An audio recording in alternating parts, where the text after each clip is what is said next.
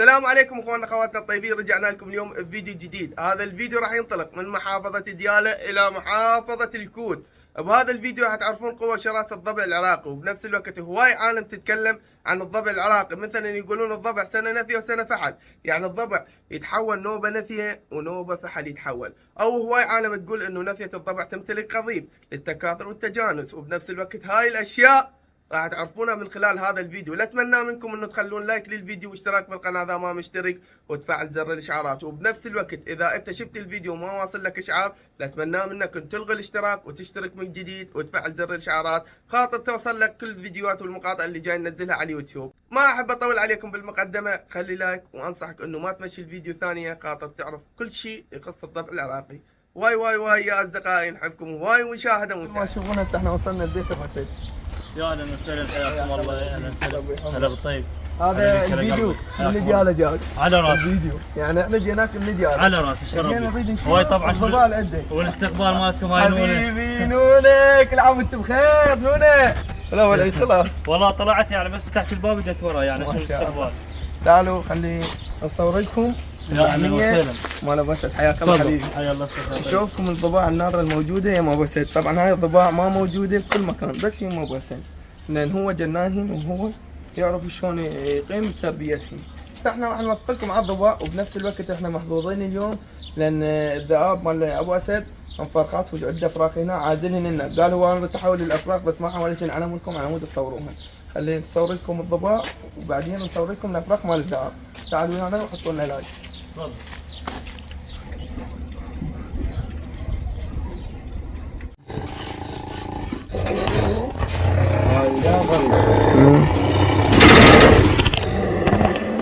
طبعا هاي الواقفة نثية انها ينفعل.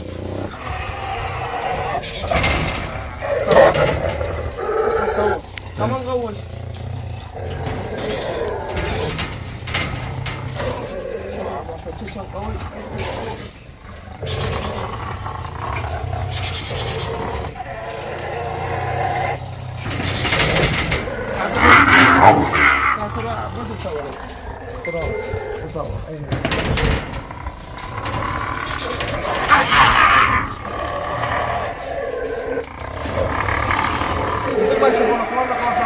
هذا هو هذا الضبع العربي.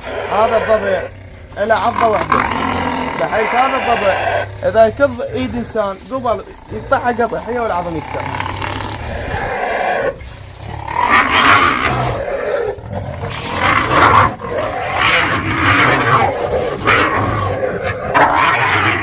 ما يتعاركن من بيناتنا يتعاركن، هذا طباني يمشي زمن. ايدي جرهن هيك وايدي جرهن هيك، وظل تجدون ايدين. باشا راسك. هذا هو الضبع العربي. هذا شباب بالمناسبة فر عليه عبد. هذا الضبع العربي يشبه الضبع الافريقي، انه يكون الضبع العربي والضبع الافريقي والضبع الهندي. الضبع الهندي يصير ابيض واسود مخطط، والضبع الافريقي اصفر وبيه سواد مثل هذا يشبه تقريبا. للذنيكه اخشن. الهندي بنعومه هذا، بس الضبع الافريقي خشن حيل اخشن من ذن. بالمناسبه هو يعني يكون مثلا معلومات عن هذا الضبع ابو اسد اذا شاركنا به. نعم. اذا ماكو زحمه. هسه احنا نام محميه ابو اسد. غالي حياك الله. ابو اسد يعني غني عن التعريف، جنان للحيوانات مثل الضباع او الذئاب او البزازين البريه، جميع الحيوانات البريه عنده محميه والعالم كلها تعرفه. اليوم نريد معلومات كامله عن الضبع.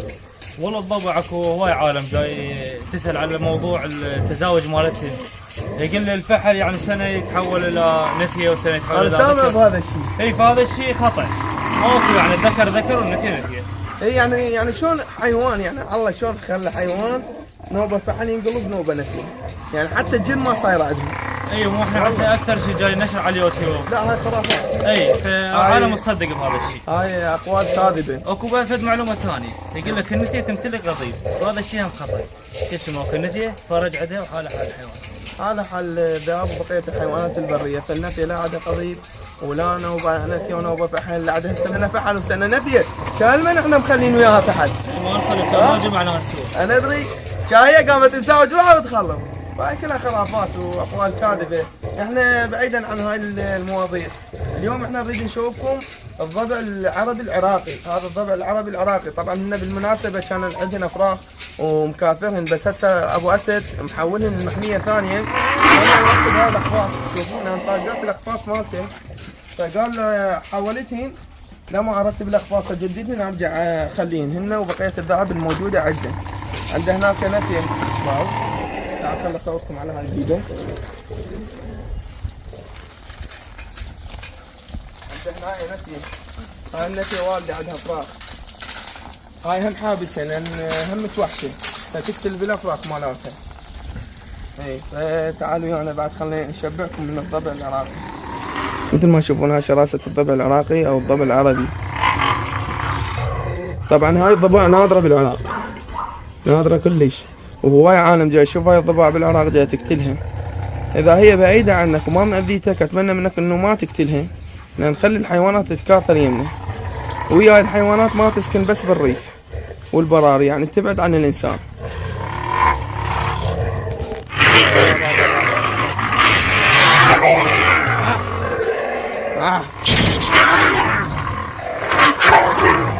شوف الجواد شلون يضرب الضبع، يضرب بصدره وبنابه، يعني إلى ضربه واحده هذا، يعني اذا يطق له حيوان بمكان.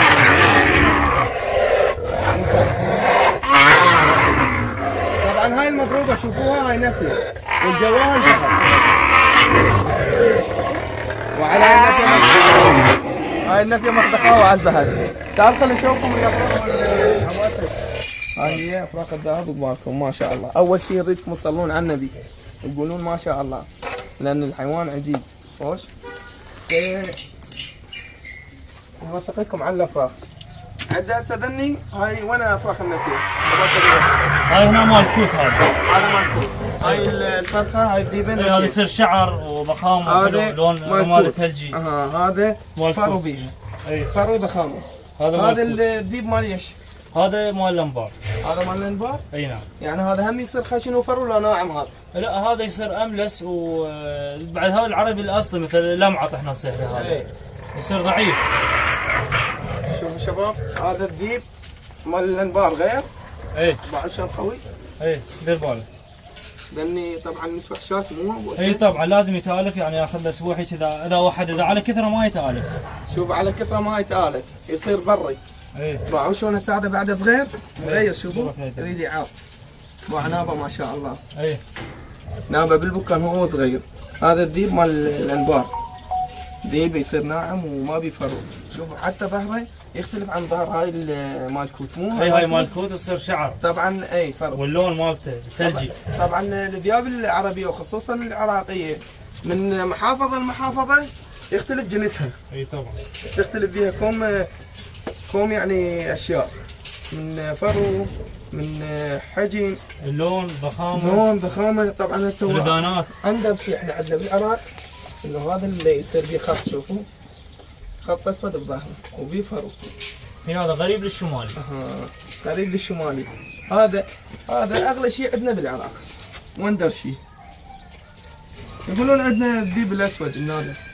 والله ماكو يعني ذيب اسود اطلاقا، وين ما كان بالدول بالعراق هذا مو اصلي ابد. مو اصلي؟ ابد مو اصلي، هذا هجين. هجين. اي هذا تضريب كلاب. يعني بالعراق ماكو ابد ابد ابد، حتى بالاوروبيه يعني اذا تبحث عليه هو يطلع هجين. هجين. اي هجين، ما يطلع ذيب اصلي. الذيب الاصلي بس الرمادي فقط. يو اخشن الذيب مالتنا العربي ولا الاوروبي؟ لا هو احنا ذيبنا ترى الدول كلها تتمناه. اول شيء احنا يقولون اسمع ذيب. الشراسه مالته، الضخامه، الجرأة مالته، يعني ياخذ له طلي ويشرد بيه يعني. والله حيوان شرس. والله شفت له فيديو شال طلي وعبر سياجي موزي. اي ما شاء الله. هم جابتهم لا مدلله، هم يعطونها اكل. والله هذا لا هو يجيب الاكل الروحه. الروحه.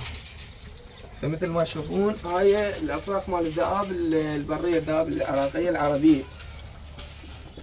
فهسه هذني شي مترابيات سوا، يعني اكثر من ذيب واحد صغير، فيصيرن متوحشات ما يتألفن الا ينعزل واحد واحد وتظل انت تدرب بيه ويتألف عليه. فهاي هي محمية ابو اسد، الله يعمرها لك ويحفظهن لك يا رب. الله يحفظك. هاي مسميها نونة. هاي نونة؟ بالمناسبة شباب اذا تشوفون يعني ضعفانات سبب الحر. ضعاف كلش لان الجو كلش حار. فهو ما مقصر ويانا بالاكل، كله دجاج يدبلها. بس شي الجو حار يضعفن بالصيف، بس بالشتاء اوها تطري تطري. اقبض حالك وياك وين؟ اقبض حالك وياك عمي، انا ما اريد اطلع يا جوا. ها ابن ابو اسد، ابني ابن ابو اسد، باقي اقول حظك والله ابو اسد. الله يحفظك. والله لو مو مناسب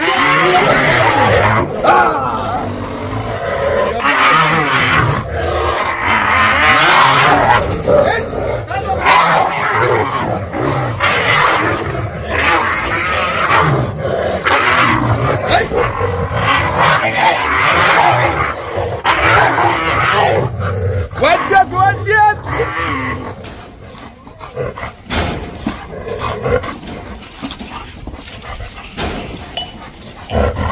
وجهه كل بركه ما في بالضبط خوفا. شوف شلون يشربون المي، يشربون مي حاليا. وجهه شلون مقارب الشياطين للجين، يعني كلش مخيف.